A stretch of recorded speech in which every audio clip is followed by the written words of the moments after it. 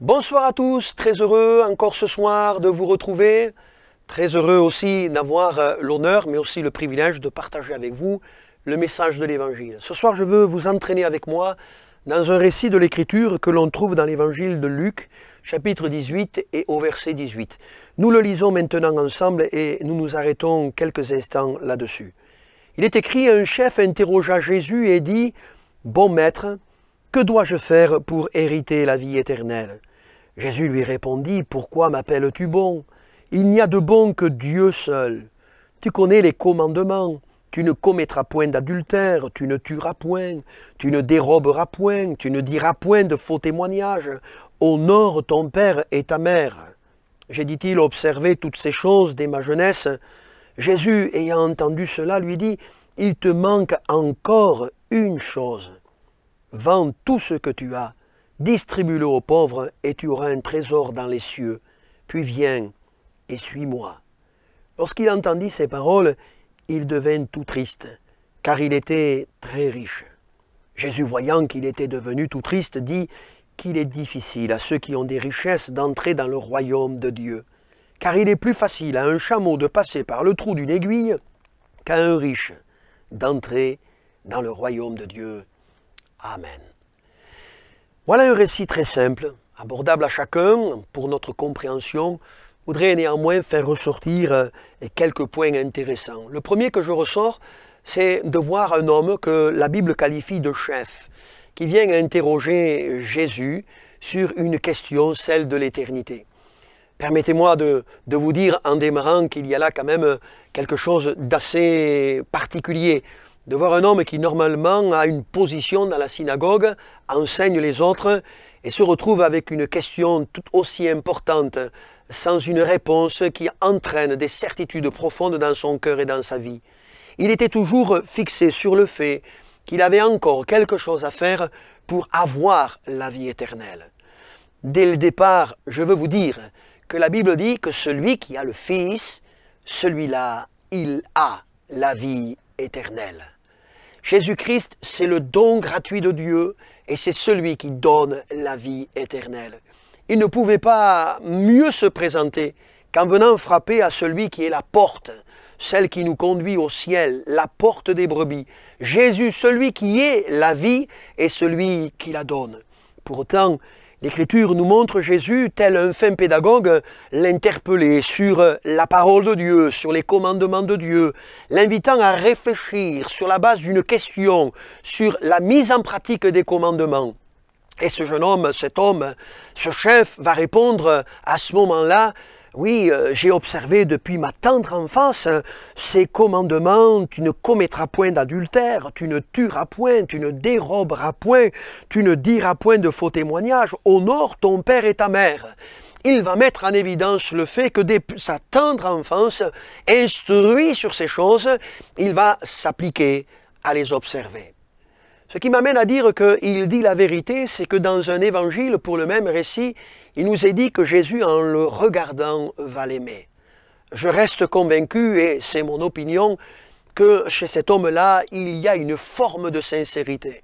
Voyez-vous, on peut être sincère, mais tout en étant sincère, être sincèrement perdu. Pourquoi je dis cela ? Dans un autre contexte, Jésus parlera des commandements ou d'un commandement nouveau qu'il laisse à ses disciples. Et le commandement qu'il laissera aux hommes, c'est « aimez-vous les uns les autres comme Dieu vous a aimés ». Voyez-vous, dans les commandements énumérés à ce moment-là, Jésus énumère des commandements liés à la relation avec tout un chacun. Pour autant, cet homme, s'il s'était évertué, s'il avait fait de toutes ses forces les efforts nécessaires pour essayer d'appliquer au quotidien les commandements qui le reliaient à la relation avec les hommes, il y en avait un pour lequel il semble avoir un sacré défaut, celui de laisser à Dieu dans sa vie et dans son cœur toute la place, ou encore de lui laisser la première place. Jésus disait à ses contemporains, « Cherchez premièrement le royaume et la justice de Dieu, et toutes choses vous seront données par-dessus. » J'ai quand même l'impression, voyez-vous, que cet homme pourrait se résumer à cet adage que nous citons, « Un homme qui a mis la charrue avant les bœufs. » Pour autant, Jésus ne lui fait aucun reproche, si ce n'est qu'il met en évidence qu'il lui manque encore une chose. Je vais vous dire, il lui manquait la chose la plus importante. Il lui manquait la chose essentielle dans sa vie, celle de laisser sa vie entre les mains de ce Dieu merveilleux, celle de remettre son cœur entre les mains de Dieu. Et quand cet homme entend qu'il est invité par le Seigneur à vendre tout ce qu'il a, à le distribuer aux pauvres, puis d'entendre que dans le ciel il aurait un trésor et de suivre le Seigneur en entendant la parole de Jésus, qui est pourtant une parole de vie, qui pourtant cette parole venait lui apporter la réponse, la solution à sa question du départ. Cette parole-là va susciter une tristesse au fond de lui, à tel point qu'il va tourner les talons et s'en aller comme il est venu, sans une réponse profonde, une certitude dans sa vie que la vie éternelle était une vie dans laquelle il était entré. Voyez-vous, on peut connaître beaucoup de choses sur Dieu, on peut vivre beaucoup de choses dans la forme avec Dieu et passer à côté de l'essentiel. L'essentiel pour toi, mon ami, qui nous a rejoints ce soir, c'est d'entendre la voix du bon berger résonner dans ton cœur et dans ta vie. Jésus a dit que ces brebis, elles entendent sa voix et elles le suivent. Cet homme était invité à entendre la voix du bon berger et à suivre le Seigneur. Et il s'est en allé tout triste, rejetant la parole de Jésus et partant toujours avec un questionnement dans son cœur quant à son éternité. Voyez-vous, je ne sais pas où vous en êtes par rapport à l'éternité, mais je voudrais vous inviter à la réflexion. Je ne sais pas où vous en êtes par rapport à votre approche, par rapport à Dieu, par rapport à votre démarche spirituelle, mais considérez que la démarche qui est la vôtre n'a de sens que dans la mesure où vous êtes prêt à entendre ce que Jésus a à vous dire. Or, la parole de la foi que nous prêchons, c'est la parole de Christ. Et la foi vient de ce qu'on entend, et ce qu'on entend vient de la parole de Christ. Alors ce soir, ne repoussez pas la parole de Jésus. Est-ce que cela veut dire dans notre texte que Jésus a quelque chose contre les riches? Certainement pas. Mais cet homme avait besoin de comprendre que rien ne devait passer au-dessus de Jésus et au-dessus de ce qu'il avait à nous dire. Qui que vous soyez, Jésus ne vous demande pas de vendre tout ce que vous avez. Il ne vous demande pas de vous appauvrir pour entrer dans le ciel. Il vous demande la première place dans votre cœur. C'est pour cela que la Bible dit « Mon fils, donne-moi ton cœur ». Si tu entends ce soir résonner au fond de ton cœur l'appel pressant de Dieu, alors ne lui résiste pas, n'endurcis pas ton cœur, mais laisse Jésus entrer et te communiquer le vrai bonheur.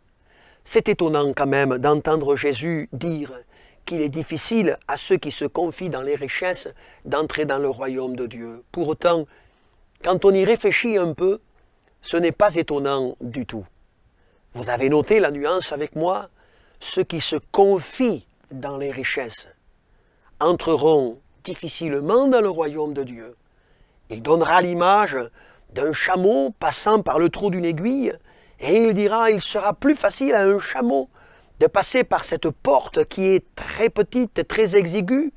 Il faut que le chameau se décharge de sa marchandise pour pouvoir passer difficilement au travers de cette porte. Mais là, il est question de mettre en évidence le fait que la foi qui doit être la tienne, mon ami, ne doit reposer uniquement et exclusivement que sur la personne de Jésus. C'est lui qui fait naître la foi, c'est lui qui l'amène à la perfection. Il est le chef et le consommateur de la foi. Et au travers de ce que tu entends ce soir du témoignage de cet homme, je veux t'inviter personnellement à considérer que Jésus s'adresse à ton cœur et il te dit, viens à moi, toi qui es fatigué et chargé, toi qui as des problèmes existentiels, toi qui te poses des questions quant à la vie après celle d'ici-bas, considère Jésus. Il veut te donner la vie, il veut enlever tes peurs, tes craintes et tes questionnements quant à l'éternité, il veut te donner des certitudes quant à la foi et quant à la vie qui t'attend après celle d'ici-bas. Si seulement tu laisses résonner, tu reçois, tu acceptes sa parole, il veut être le premier dans ta vie, il veut être le premier dans ton cœur. Alors aujourd'hui, oui, si tu entends sa voix, n'endurcis pas ton cœur, mais crois que Jésus est le chemin, la vérité et la vie, et qu'au travers du Christ, tu es amené à aller vers le ciel, à connaître la vraie vie. Parce que si le salaire du péché, c'est la mort, le don gratuit de Dieu, c'est la vie éternelle en Jésus-Christ. Alors je voudrais ce soir te poser une question. Est-ce qu'au travers de cet homme et de son expérience, tu ne te retrouves pas un peu dans tes questionnements, dans tes hésitations? Depuis combien de temps as-tu entendu parler de Dieu, de l'Évangile? As-tu été placé devant le message de l'Évangile et pourtant, tu restes avec tes questionnements, avec ta tristesse. Tu restes avec une position figée. T'en supplie ce soir. Sois réconcilié avec Dieu. Fais la paix avec Dieu en mettant ta foi dans la personne de Jésus. On va courber nos fronts. On va prier le Seigneur maintenant afin que là où tu te trouves, il manifeste sa présence et tu puisses découvrir combien Dieu t'aime. Seigneur, merci pour la grâce que nous avons ce soir d'être là et de pouvoir, au travers de ces moments, nous arrêter un instant sur le témoignage d'un homme dont on ne connaît pas grand-chose de son nom, de son héritage familial, mais dont on sait suffisamment de choses. Cet homme avait un vide dans son cœur. Ce vide, il n'y a que toi qui peux le combler, pour assurer à cette même personne la vie et la vie éternelle. Seigneur, et si dans ceux qui nous écoutent ce soir, dans nos auditeurs, il y a un homme, une femme qui s'interroge, qui a peur quant à la mort, Seigneur, frappe à la porte de ce cœur, sauve cette personne et amène cet homme et cette femme à mettre sa foi en toi. Seigneur, que ton nom soit béni pour cela, et qu'à toi seul revienne toute la gloire, dans le nom de Jésus. Amen. Gloire à Dieu. Mes amis, que Dieu vous bénisse. Nous nous tenons à votre disposition si vous avez des questions. En tout cas, on vous dit à une prochaine fois et une bonne fin de soirée.